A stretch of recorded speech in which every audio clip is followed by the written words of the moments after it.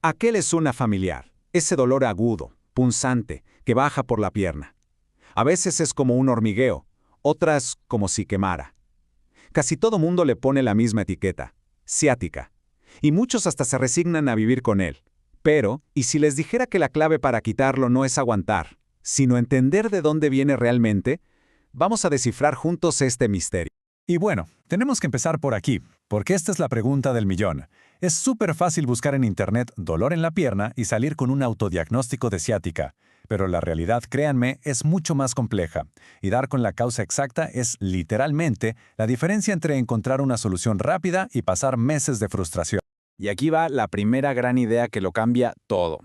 Ciática no es el diagnóstico, es solo el síntoma. Es la forma de describir lo que se siente, o sea, ese dolor que recorre la pierna. Pero no nos dice nada sobre el por qué está pasando. Es como decir, me duele la cabeza sin saber si es por estrés, por deshidratación o por otra cosa. Y en fisioterapia, encontrar la causa raíz, bueno, pues lo es todo. Ok, para resolver este misterio, tenemos que conocer a los dos sospechosos principales. Fíjense, ambos provocan un dolor que se siente muy parecido, pero su origen es completamente distinto. Y aquí está lo importante. Saber cuál es el culpable cambia por completo la estrategia para solucionarlo. A ver, este es el primer sospechoso, la ciática del libro, la verdadera.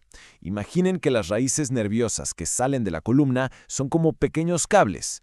Estos cables luego se juntan y forman la gran autopista del nervio ciático. Bueno, pues si algo en la espalda, como una hernia de disco, está pisando esos cables justo a la salida, la señal de dolor viaja por toda la autopista. El problema entonces nace en la columna. Y aquí tenemos al gran imitador, la que llaman falsa ciática. Resulta que en su camino hacia la pierna, el nervio ciático tiene que pasar por una especie de túnel que forma un músculo en el glúteo, el piramidal. Si ese músculo se pone tenso o se inflama, puede literalmente estrangular al nervio. El dolor se siente casi igual, pero ojo, el origen del problema ya no está en la espalda, sino en el glúteo.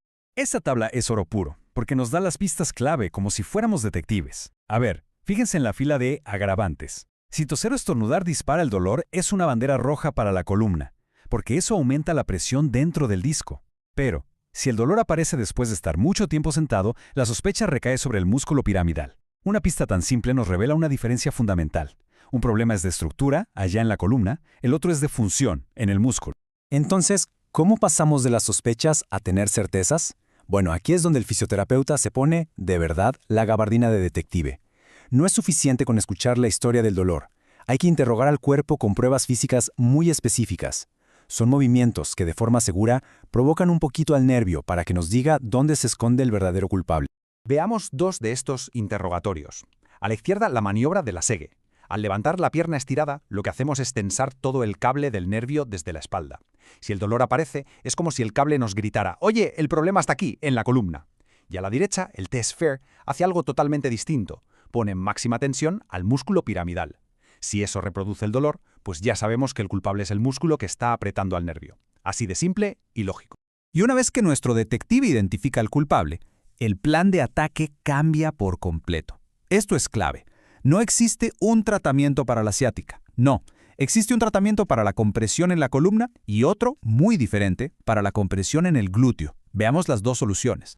Si ya sabemos que el problema está en la espalda, la lógica es súper directa. Hay que quitarle presión a esa raíz nerviosa. El objetivo es simple, crear espacio, descomprimir. Y para eso hay un método increíblemente eficaz. Y esa herramienta estrella es el método Mackenzie. Imaginen que con un movimiento muy específico, casi siempre la extensión, actuamos como un gato hidráulico para el disco. O sea, empujamos el material que está presionando al nervio de vuelta a su lugar. ¿Y cómo sabemos que funciona? Por un fenómeno que parece casi mágico llamado centralización. El dolor literalmente se recoge de la pierna y se concentra en la espalda. Esa es la mejor señal posible de que vamos por el camino correcto. Pero, ¿qué pasa si el culpable es el músculo piramidal? Podemos hacer todas las extensiones de espalda del mundo y no va a servir de nada. Aquí el objetivo es totalmente diferente. Tenemos que convencer a ese músculo tenso de que, por favor, suelte al nervio.